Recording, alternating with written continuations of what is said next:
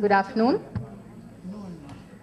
A very warm welcome to all those who have gathered here for this conversation with Professor Nitya Rao and Dr. Amit Mitra on gender, caste and change in agrarian society, organized under the auspices of the Distinguished Chair in Gender and Development, and have great pleasure in inviting my colleagues as well as students who are here to listen in on what's happening. 2 days ago, we had the convocation of the National Virtual Academy, and one story that kind of struck some of us was the story of Sangeeta from Haryana. And she was the only recipient, as Manju announced when she was being awarded, from Haryana. And she had a great, a story of how she has actually reached where she has. Where in her family and community, the women are supposed to cover their faces and they're not supposed to speak in front of men. But emerging from that, she had a story of how she had overcome that and also worked within her family to build a supportive husband, mother-in-law, and is now a campaigner for rural rights, bringing women together. So there are many such Sangeetas whose stories are available. But the issue is also not that simple, as we are talking about achieving the Millennium Development Goal on gender equality, where there seems to be a lot of disparity, especially with regard to the rural context. But I'm not the expert here, and I would love to hear more about this. As I had circulated this invite to one of my friends, she called back because she was very interested in looking at the photograph. So if you look at the photograph that's on the invite, it shows a man and a woman, and we were particular about choosing a picture which shows both genders. And the woman is wearing a nightie, which is one of the indicators of how the social and rural landscape of a lot of states, especially Tamil Nadu, has transformed in recent years. And in the following discussion, I'm hoping that we would be looking to hear more about the changes that have happened in the social, political, and economic landscape, especially with regard to our agrarian society. I would like to request our distinguished speakers for the afternoon to please take the center stage. And Dr. Rangalakshmi, Principal Coordinator, Gender and Grassroots Institutions, will coordinate the discussion and take it forward. Thank you.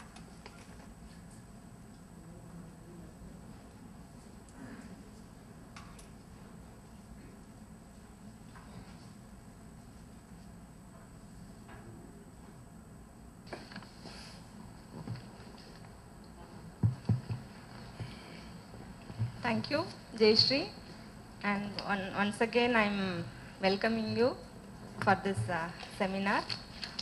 And this seminar, the time available with us is 90 minutes. So 45 minutes the discussions will discuss on the theme, and remaining 45 minutes is open for discussion with participants. And for this seminar we have two distinguished speakers. I'm very happy to introduce both of them. We have been working with them in our gender and development initiatives of the foundation. And Dr. Nitya is a professor gender and development with University of East Anglia, and her focus of work as a researcher, teacher, trainer and social activist is driven by commitment to gender equality and women's empowerment within the broader issues of resource rights, social equity and development. And Dr. Amit Mitra, he is an independent researcher working with the rural community for the past 30 years, and he is based at Delhi, and he has more than 3 decades of experience, as I indicated, working on various issues relating to development, especially agrarian studies, rural transformation, marginalization as well as ecology and environment. So it is a kind of a link between the society as well as this natural resource management. He was the faculty of the Center for Social Studies and Center for Science and Environment, New Delhi. So this is the brief background about the speakers. Now I request the speakers to give the initial talk for 5 minutes. Then, based on the theme, we will go ahead. Good afternoon. It's nice to see so many of you here. I think, as Dr. Anglia said, this is more to raise some thoughts and issues which have been of concern in the changing context in India. So I think we've called it gender, caste and change in agrarian society, because gender often has been understood as women. And I think we want to go beyond that understanding in terms of looking at agrarian change and what are the social issues confronting rural societies.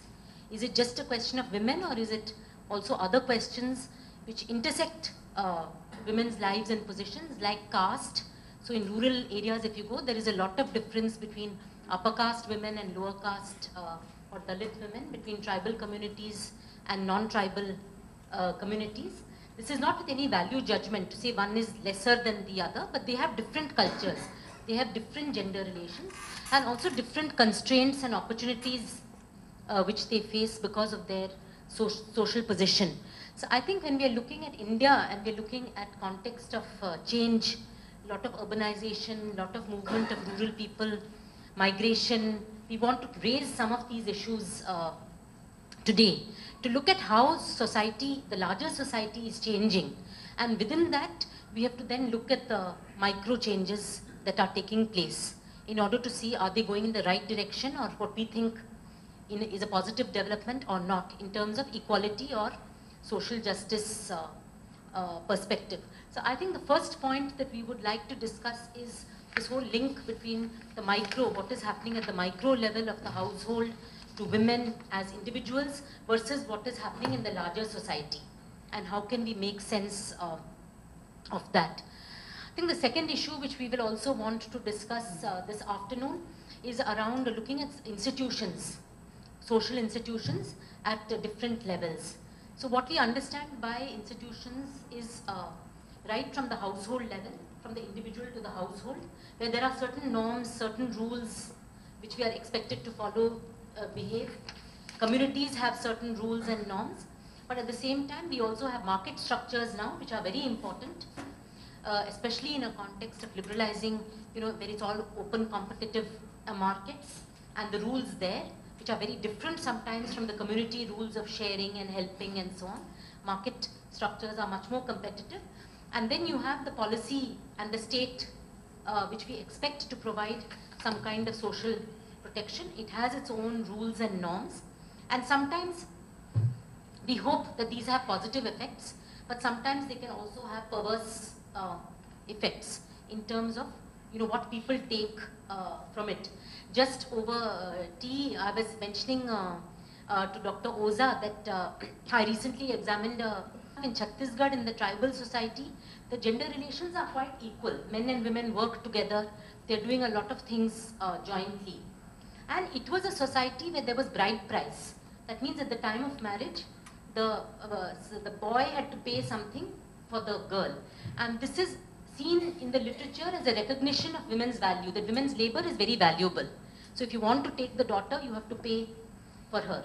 Now, interestingly, what has happened is because of the state government having a scheme for supporting girl child, this is a national scheme, and therefore giving some kind of gift or dowry, 10,000, 20,000 rupees at the time of marriage.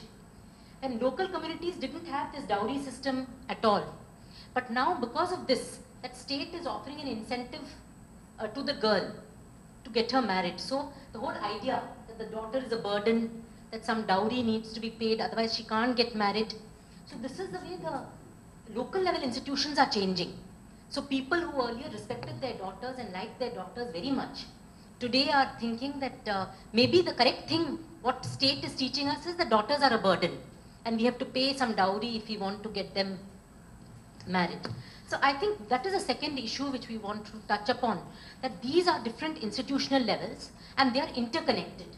So the change that we see at one level is very much influenced by the change that we see at other levels. And I think the third a point really linked to this is that the changes are taking place at many levels, at political levels, at community level. There is a lot of mobilization. In Tamil Nadu politics itself, if we see, in a reaction to Dalit mobilization, now there is a lot of Gounder, Vaniyar, Redyar mobilization to counter Dalit mobilization. So we have a lot of mobilization which is taking place at different levels. So we may do something with a very good intention. So let us say we are working for the Dalit or for the poorest, but there is no guarantee that the outcomes we want will be achieved, because there are all these other factors which are also coming into play at the same time.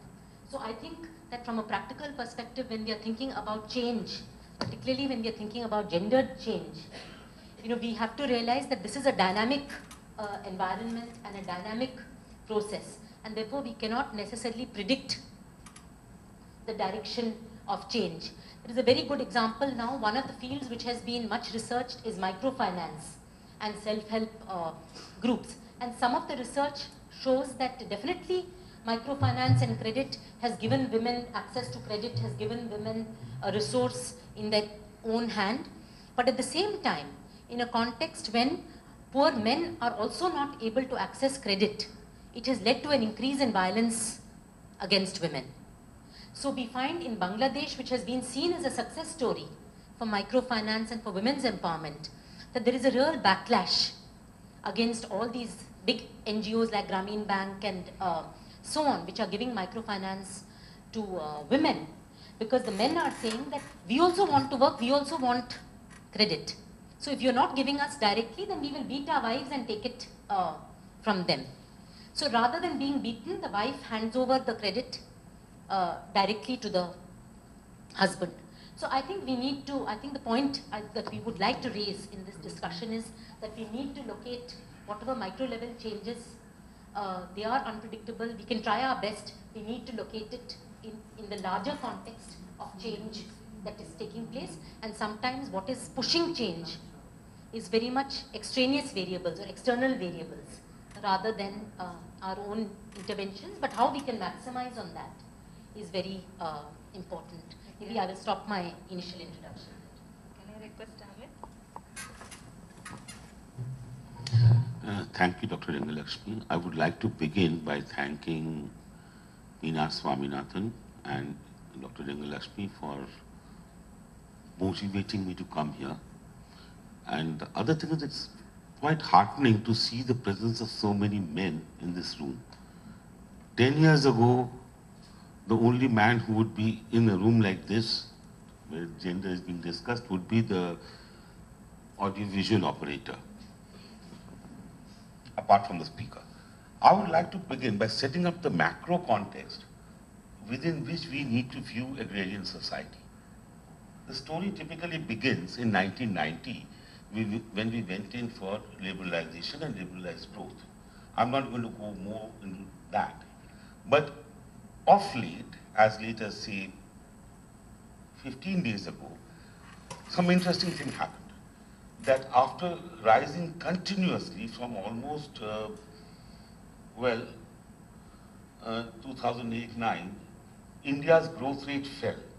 For August 9, from 2013-14, the data generated sometime in August showed that it was 4.7. Just 14 days ago, it was revised and put at 6.6. And it's not statistical jugglery, so it's established that the growth rate has been growing quite a bit.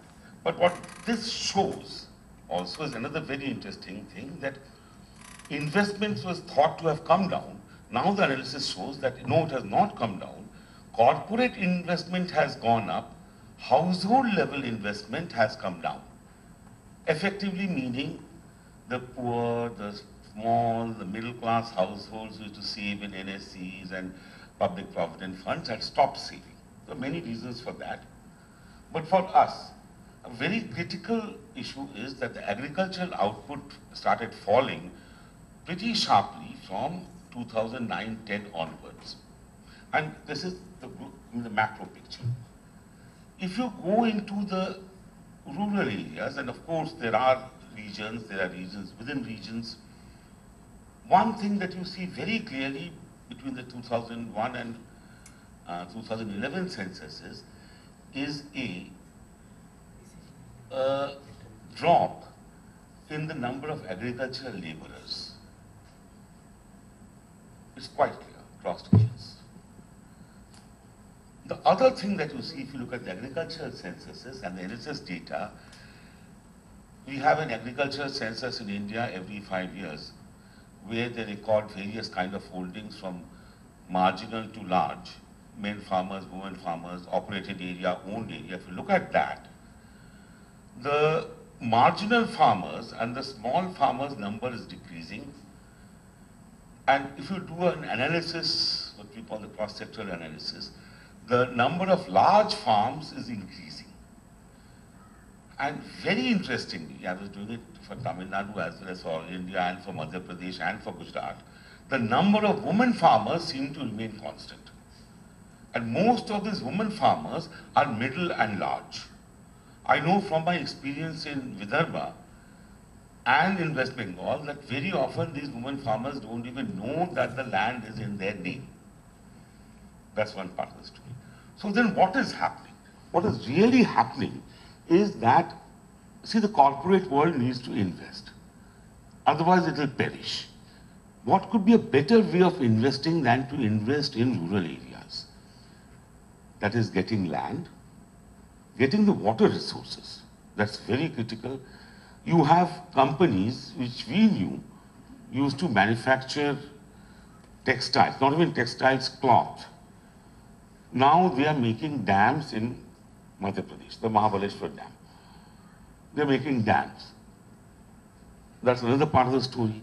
But the crisis comes in here, the agrarian crisis, that with the corporate entry into the rural sector, not just commodities, but into the agriculture sector, or what we call the corporatization of agriculture, we have shown that there's a tremendous pressure on small family farms. There's also a pressure in terms of gender relationships. How? Now, if you look at another statistic, India's urban growth rate for the first time between 2001 and 2011 has been higher than the rural growth rate. Means urban India is expanding. And if, Dr. Oza here will correct me if I'm wrong, but the way it expands is that every city or town has a master development plan, is demarcated. There is something called elite capture in which this is leaked out. So people go, real estate agents go to the rural areas, buy a land. Typically they buy small and marginal farmers' land because the terms of trade have been against them. That is, fertilizer prices, input prices have always been against them. The output prices are low. Narega is not working, I'm sorry. It's not working. Statistics are there, but at the grassroots it's not working. Not in Tamil Nadu, I'm not talking of Tamil Nadu. I'm not talking of Khera. But if you go to, say, Kodinar, it's not working. Now, with this kind of a situation, the small or marginal farmer thinks that let me sell off this land and make some money, immediate money. Half of it goes away, leakages to the agents and all that. The remainder, who stay there, what we call the peri-urban agriculture, the moment it is declared that this is in a peri-urban area, all benefits of farmers, from Kisan credit cards to input subsidies, stop. I'm grappling with this in Eastern UP. Also what happens is that, a very typical example I can't give you from Chennai, but if you take Gurgaon, Gurgaon is actually high-rise, and the deep aquifers, up to 3,000 feet have been penetrated. A deep aquifer takes even 5,000 years to refill for this construction. That is destroying the water table across the board. A very good example from Tamil Nadu is Thane, which I have seen in the last 20 years has almost become, like a desert landscape. This is leading to two things now. The working castes, I'm not using Dalit or SC or ST or anything like that, but the working castes and the working groups perforce have to migrate as casual labor to the urban slums. happens in several stages. First, the women stay behind, the men migrate, then the entire family migrates. That's one scenario. In the short run, the women stay behind and they manage the farm. Small plots of land. In many places, the women have been very innovative, because also the other reality which we never address when we address gender relations is the impacts of climate change. Climate change is a reality throughout the country. And when this is happening, the interesting issue becomes how these women cope and the resistance to such coping from their own men and men in society. A typical example comes from, say, marriages before 18 in tribal society and in working caste societies like the Jatavs in Western UP. We look at this data and say that, look, this is their tradition, so they have to get married. They get married, typically in tribal society. I was in Alirajpur recently, and then a very interesting thing came up that, look, what options do the parents have? They know it is not to be done, they know about the health aspect. Schooling they can't afford, in any case schools don't exist at that level, hostels don't exist. More than that, the molestation, the threats to rape by non-tribal societies, as much there in Alirajpur as in Western UP. That leads to it. So now this is something we need to disaggregate and then finally look at it. You know, the moment a particular household, a group of castes leaves the village, what are the repercussions? How does an upper caste woman cope with the fact that from tomorrow onwards there is nobody to sweep her yard? Food crisis. That's a major crisis across households in spite of the Food Security Act. Consequently, if you look at the National Crime Records data and the State Crime Records data, the violence against women, especially the girl child, is increasing across the board. Tamil Nadu is a very good example of curbing female infanticide. But we don't look at the number of that other thing, that female feticide. Government-sponsored female feticide as reflected in the annual health survey. How it is going up. So these are some of the other things that we need to look at in the broader picture. I'll stop here. Nitya, Amit has been telling that there is a change in the agriculture labor pattern and decrease in the small and marginal farmer and stagnation in agriculture economy. And related to that, migration to urban areas is another related problem. In that context, how you relate the labor market within that village and how it is affecting the gender relations? I think that's very important. I think one of the things just at the outset to say is that gender relations here are not just the relations between the couple, between the husband and the wife. Often we think of gender relations as just the relations between husband and wife, but it is also the relationship across the generations with other members of the household. Let us say the mother-in-law and the daughter-in-law, or that's also a gender relation between the employer and the laborer. This is also very much a gendered relation.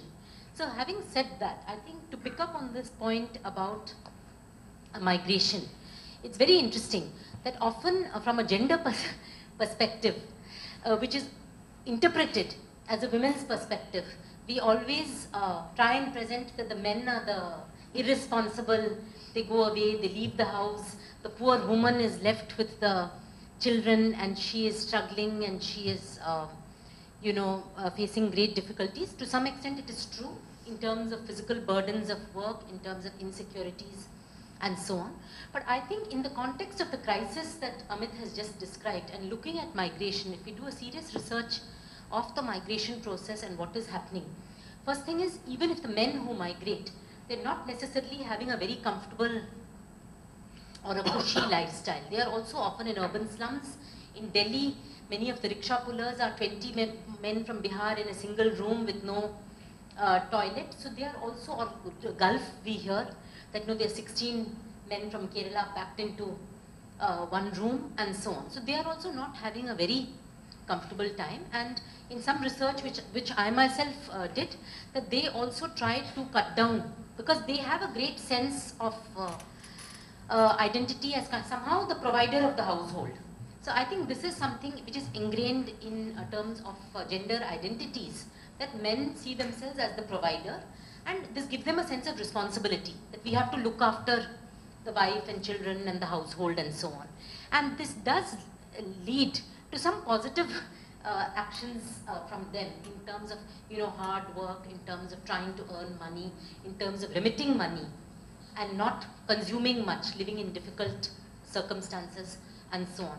I'm not glorifying, but I'm saying that we have to take, when we're talking about gender, we need to take a balanced picture, look at both sides of the story and see how are the relationship being negotiated.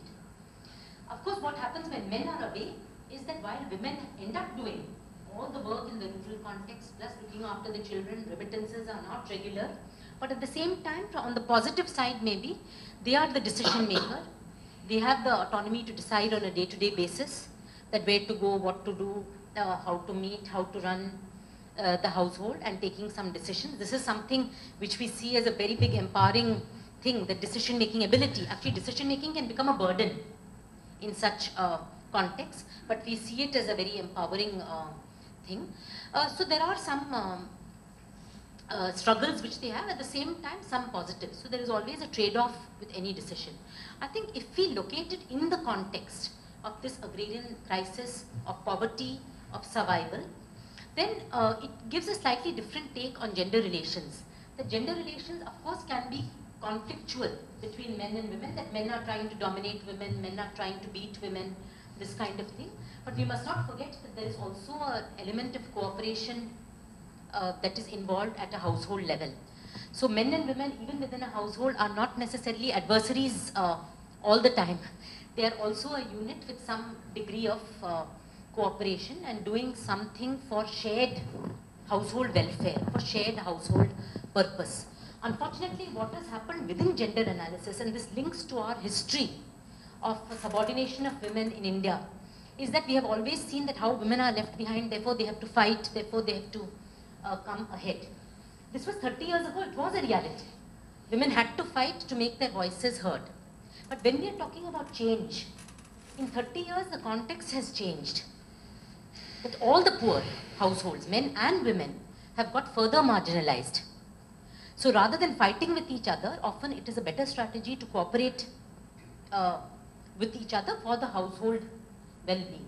And I'm raising this because often we don't appreciate in gender analysis that it is also about understanding vulnerabilities on both sides.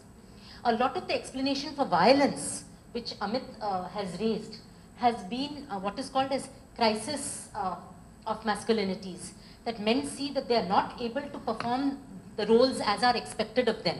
So they are supposed to be head of household, they are supposed to be performing, earning money and feeding the family, and they feel that they can't do it. There are no jobs.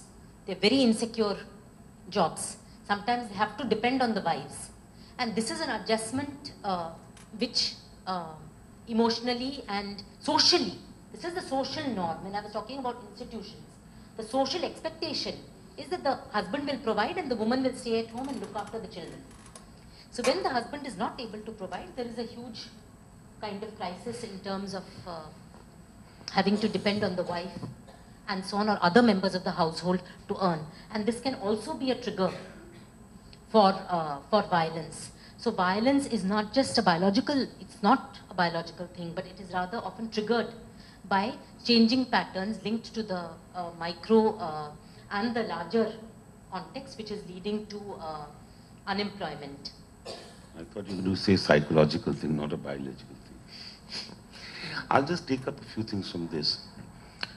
I mean, just some time ago, I had done a study of 300 pavement dwellers in Gorakhpur city by staying with them on the footpath.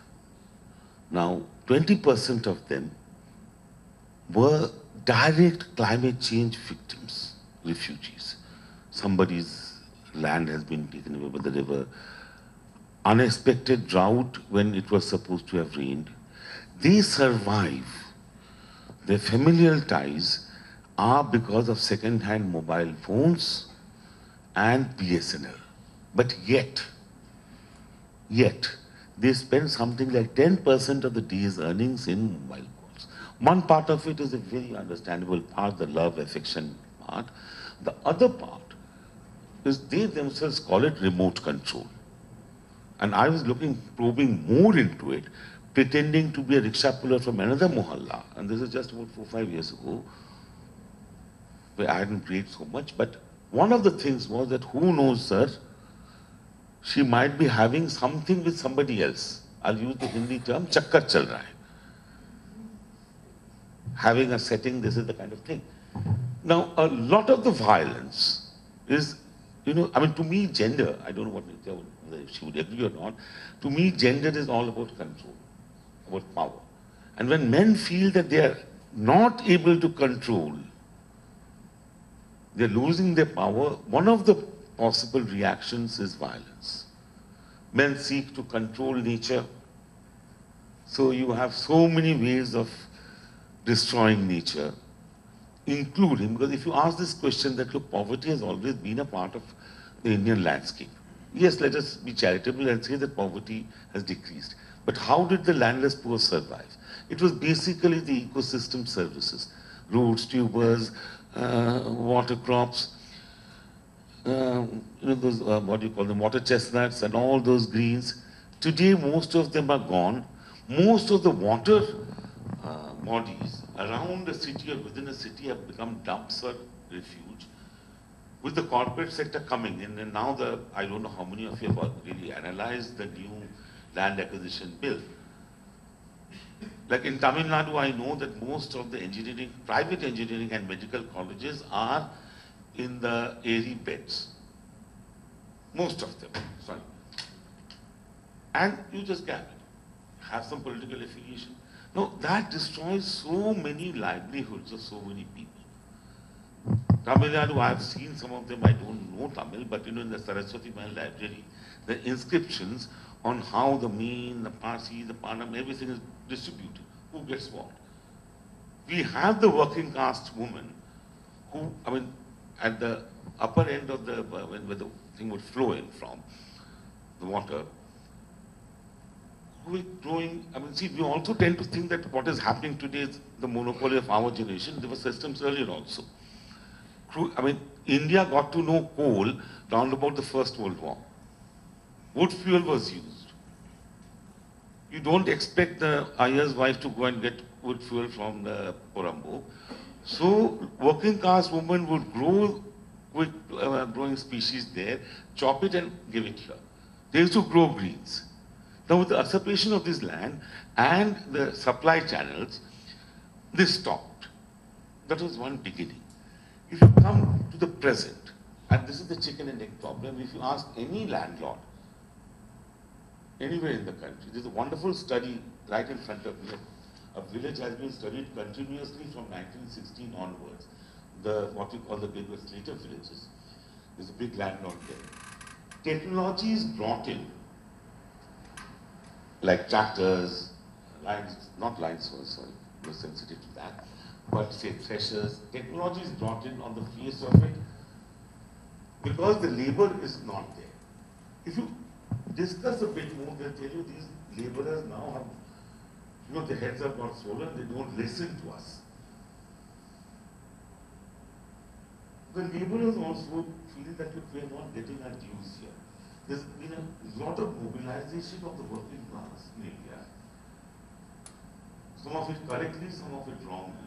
Because this mobilization has also been male mobilization, with its dangers. But the collective, the wage, the real wages as they had demanded had gone up from a traditional share of something like, if you take the total crop in a particular district, something like 10%. By the 80s, it had come up to about, or 90s, it had come up to about 15%. For a landlord, it was too much to accept that my labor, what do you call them, the Padiyan? The Padiyan is asking for so much, his wife is lifting her face and talking. That was one. I'm now moving away from Tamil Nadu. Let us go to North India. We have a kind of religious mobilization now. A particular political party or a mindset, which recently set up, a bridge in Alwar, they put up a plaque, Nathuram Godse Bridge. The same group of people mobilized tribal women in Gujarat who are from the Lion Class have nothing else, to go and burn shops in Gujarat. That sense of false power was created. But now within the household what happens is that cloistering. No, you shall not go out. You shall not speak up. You shall not serve your mother-in-law.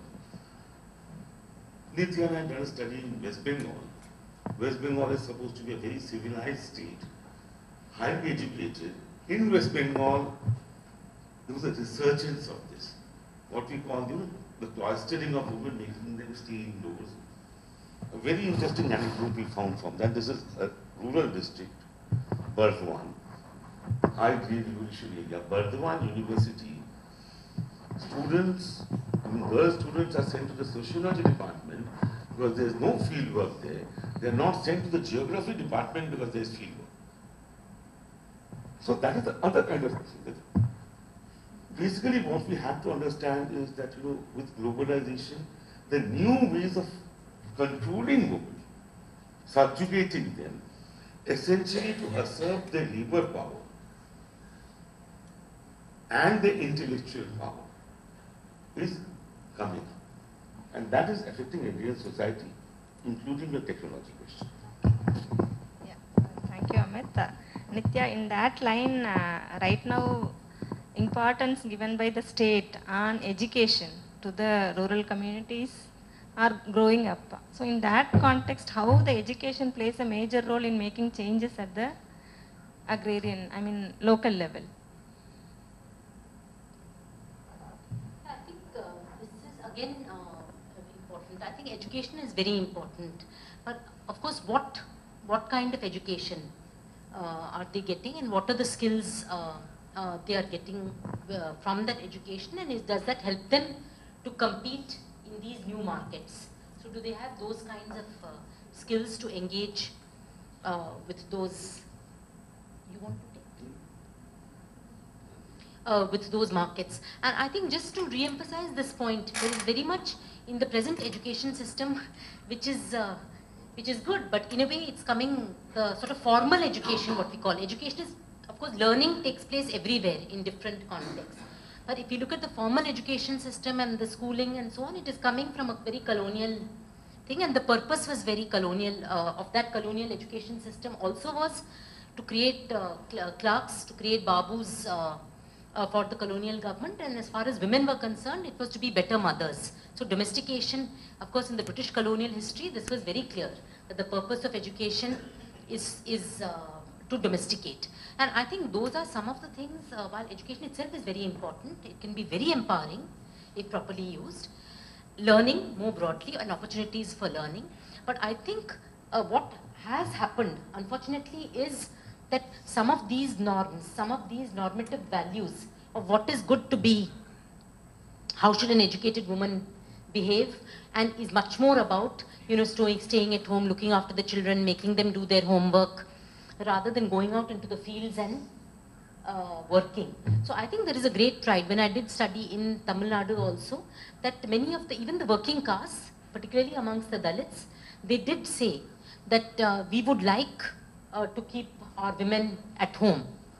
And of course, to some extent, the women are happy because the kind of work opportunity, and so I'm not making a value judgment on this, on staying at home and looking after the children. I think it's important because the kind of work otherwise they do is anyway low-paid, back-breaking work, standing in the transplanting or construction sites or whatever. It is not work like sitting in an office in an air-conditioned room, because that discrimination continues. So even if they are educated, they will only get that type of work, and definitely it's preferable for them if their husbands can get a better job to stay at home. So in fact, a lot of the Dalit couples, it was a sense of great pride that the women can, at least for the first time, they have a chance to stay at home. Not continuously, but when their children are young, at least so they can perform the care functions and the feeding and look after all that. So I think this is something about how education gives certain normative values to different kinds of work. I think Gandhiji's thing was respecting all kinds of work and having pride, dignity of work. But unfortunately, with the education system, what we have is not dignity of all kinds of work. We are all looking for white collar work. Everybody is looking for white collar work. Just one personal experience which was very moving when I was working in Jharkhand, educated with the missionary groups, these boys and girls with Xavier's and other things, they had finished their school and they wanted to do some kind of work. They were trying for writing the school teacher exam, writing various kind of services exams. None of the tribal boys and girls were getting through these exams.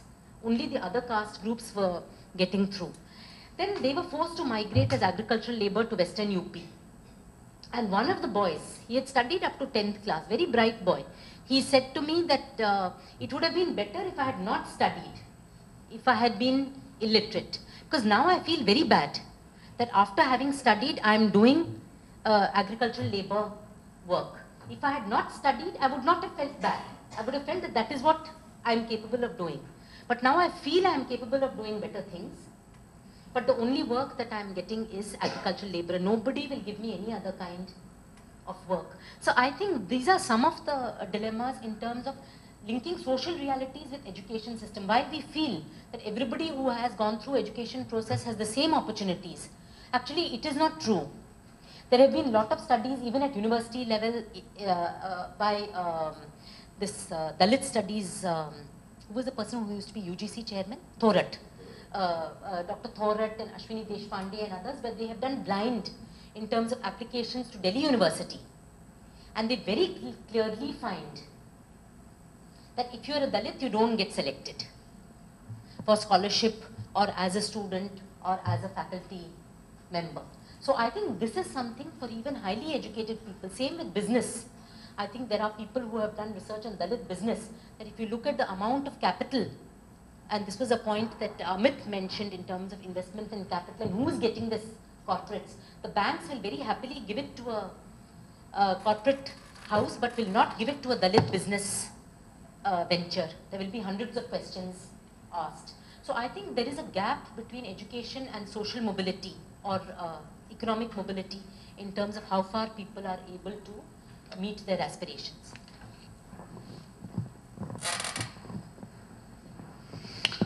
You know, as Paulo Freire once said, that education can be liberating, provided you educate, not just make students learn by rote the alphabet and the numbers. The tragedy is that if I take a ballpark figure, across the country, some 8% students in the 8th class cannot, they can just read the alphabet. They can't go beyond it. 60% cannot subtract. And this is private and government schools put together. The Right to Education Act, very well meaning, very welcomed. The deadline got over by March 31st, 2013. If I take all those 18 or 19 criteria, the gap is still of about 30%. And mind you, a very strange thing is happening in the country now, that the right to education has been given a very narrow meaning, that it means school buildings, ramps, functional toilets, toilets with water, toilets without water, toilets for girls, toilet for pigeons, toilet for dogs. They don't talk of education, of learning. If you look at the learning systems, we have this thanks to Madhav Chauhan. Yes, I know there are methodological problems with that, but I was just recently comparing the data for 2 states. The margin of error is statistically insignificant. So I want to write a reply to your friend Krishna Kumar on that. But the learning acquisition is very poor. It's just non-existent.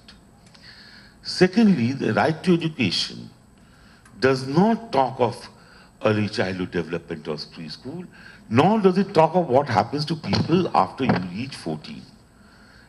At the village level, it is the upper caste, the educated intelligentsia, whoever, who can afford to continue to send their girl child to the next high school, which could be, say, 3-4 kilometers, 5 kilometers away, by using some transport.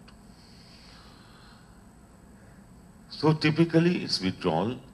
Yes, boys also leave, but the rate of withdrawal of girls is much higher than of the boys. Take hostels. Hostels for tribals. Well, if I were a tribal, I would never study there. I just went to a tribal hostel barely about 10 days ago. Very interesting. Capacity 100 girls. Occupation 200. Poor warden tells me that, look, what can I do, sir? I'm just the warden. I don't pay much. Then she comes up with a justification that you take up, and she's a teacher in that inter-college, that in any jail in the country, the capacity, the overcapacity is around about 100%. So I said, you mean this is a jail? She said, sir, what else is it? I said, why are you saying this? He said, I can tell you, since you asked me so frankly, that in spite of my pleading, everything, they have built only 3 toilets. And the poor girls have to fetch water from about 200 meters away from a hand pump. They refused to give us buckets, so the girls buy their own buckets. They can't buy iron buckets because these are tribal girls. They are starved in any case. Plastic buckets, the handle breaks. Now, how many buckets will they buy every month? Then they get late for school. So we yell at them. I have seen almost all across the country. I used to get very amazed as to why this is happening. You know, you have these plates for midday meals. Some places a blue mark, a green mark. I'm a bit of a Snoopy researcher, and I found out that those are marked for Dalit children. So if education is to liberate, we have a long way to go. If education is supposed to promote a culture of science, inquiry, where is the science? When the teacher walks into the class and says, doesn't matter children, we shouldn't bother about all these things. We Indians were the first to build a toilet in Mars. Our Vahans or Yans or whatever you call it used to go there. We invented plastic surgery, we did everything. So nowadays you people don't need to know. Unfortunately, even that literature, whatever science it was, all those famous surgeons or whatever, and mathematicians, did it penetrate outside that ashram to that poor Dalit woman who was getting the fuel and probably who the Shishyas were raping? We don't know that. It was restricted to one particular group, and they were men. We have 3 examples of women. We do not even know whether they were real or genuine. Women scientists in those days. Because in any case, most of those people were, they used to work in the realm of logic. But we are here and now. I've sat through classrooms where the poor Dalit teacher is being heckled and pinched by Jat boys. So that is education. And one more very important point related to our work in agriculture, how the changes in agriculture technologies are impacting the agrarian relations at the village level, that is at the rural areas.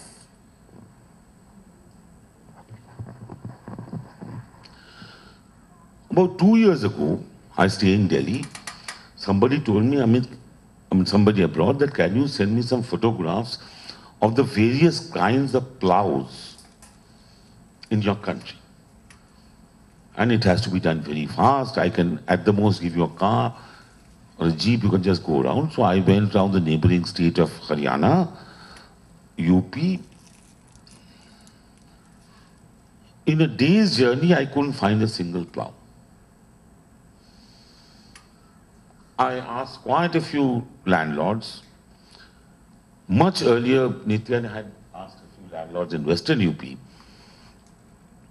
as to why this is happening. These laborers don't want to work. Narega has killed all of the work for us. See, they get the Narega money. And, I mean, Narega, of course, they'll tell you there's so much problem, this, that. Yes, I know there are problems, we'll come to that later, but because of that, we started getting technology. Tractors are the first ones to come in, then what do you call them, those things to, not threshers, to break the soil, that wheel thing and that fork. Huh? Harrower. This starts coming. Next comes these threshers, mowers, everything. And all this, I mean, nobody ever looked. The debate began in 1976, where some famous economists were involved in labor absorption in Indian agriculture. Then it became labor displacing, labor supplementing. But nobody looks at technology from the worker's point of view, from the Dalit woman worker's point of view. I'm sorry, Dr. Rangalakshmi, you're an agriculturist, you talk of your line sowers, line mowers, whatever you call it. Nobody ever thinks that, okay, this woman has to bring water and the water resources are depleting, can I have a push cart so that she doesn't have to carry it on her head? Nobody thinks that when she's bringing back that firewood or the straw, her head, the shoulder muscles ache. Why can't she have a backpack? She produced a wonderful picture of a woman in a nightie. To me, it was nothing new. Because almost all over Gujarat, Maharashtra, this is what the women wear. What I often do is to go and find out whether she bought the nightie first hand or whether she bought it second hand or third hand. Because in my experience, most of these victims of technology have to now depend on what we in our, when we change our fashion, we throw away. And a woman comes and picks it up, gives us maybe a utensil, and goes and sell it. The other part in agriculture, technology, which we never talk about, and this comes up from the 1960s, is the deep bore well, water mining technologies, and it is ruining agriculture, creating massive displacement. The rich, the Brahmins or the Thakurs in North India don't lose from it. What is that called? The Redya cars, they don't lose from it. They are the ones who are bringing in the pumps also and the technologies. If I take your district, the Tamrapadni river had such wonderful dams built as early as 1400. Today you have bore wells and the groundwater is depleting. It is the poor, the working caste, and especially the woman who used to rely on those, the usufructs of that area, or the cheru or kere, whatever you call it, are the biggest sufferers. So that is what technology is doing. I'm all for technology, but one has to look at who gains from that technology. Just to add one point here, which is quite important. I think when we talk about technology, especially in today's context, we're talking about it very much as a production-oriented technology. And I think he raised a point about the worker's perspective. We don't really look at it. So I think we have also, from a productionist perspective, a very narrow view of work, which is only production-related work. All the other work that there is, which is reproduction-related, care-related, domestic-related, is not counted as work, is not counted as contributing to GDP, and therefore there is no technological intervention, or even if there is, it remains restricted to the elite. So in rural India today, I think the first, it was quite interesting that much before this, like North India with the Green Revolution and so on, Haryana and all that has, much higher income levels and so on. But a study by somebody called Dr. Prem Chaudhary in Haryana in terms of consumption patterns, it was very interesting that they will have motorbike, they will have all the TV, they will have thresher for fodder chopping machine, but kitchen is still at the back and it is a firewood chulha. There is no mixie. The woman is doing with hand grinding of thing. So I think with technology, it's not that these technologies don't exist, But I think when we look at rural context and what is prioritized by all interventions and so on, that how do you increase the production and how do you increase the productivity of the laborer? We don't think from a purely narrow perspective. But part of that productivity of the laborer is also, especially if it's a woman worker, is the whole work that she is doing, which includes cooking, domestic work, reproductive work, caring work, and productive work. So really, if we are talking about how technology in a context of rural change, I think this is the one disappointment for me in rural context in India, that while it's not that we don't have the technologies in India, we have the mixies, we have the grinders. In fact, Tamil Nadu is better. For that one reason, I do appreciate the Chief Minister of Tamil Nadu, because she has given a lot of freebies, mixie, grinder, everything which can alleviate, definitely save time for women if nothing else. We may or may not approve of it, but all these freebies definitely save women's labor time, which can then be used for whatever other purpose. So I have seen in Tirupur, where I did my study, that actually some of the women are even doing double shift in textile and garment manufacturing. The reason they are able to do double shift is because they have this, because nobody else is doing their cooking. They still have to do it, but they have quicker methods, which is how in urban areas we manage. We are working, but we also manage the home because we have washing machine, we have cooker, we have grinder. So it's easy to, we have fridge. So it is easy to do it. So I think when it is, and this is in a way, I think the gap that in a context of rural change, but in terms of consumption priorities, unfortunately, it has moved towards, as Amit was saying earlier, very much more male-oriented consumption priorities, rather than those which are much more equitable in gender terms. Would like to add? That we will finish and Yeah. You know, we normally tend to assume that technology is class neutral and also gender neutral. That is not simply true. Second thing, like the ordinary voter, we academics also sometimes get swayed by this whole notion of freebies. Last night I was doing some rough calculations about the cost of these freebies. Somebody has to pick up the tab, the cost of these freebies, and if you look at the fall in the real wage rates, or the wage rates as a proportion of the GDP, the freebies come from there. But as a populist measure, it has a tremendous amount of power. But still, I would say that that mixie has had a lot of value. It has brought about a certain sense of power, because typically men, as a part of their control, seek to control every machine. So when the mixie comes to the house, the first person who will say that, look, let me open it and see and demonstrate it to you, is the male. Then comes the drudgery of, taking the thing out, putting it in, washing it in. Okay, you do it.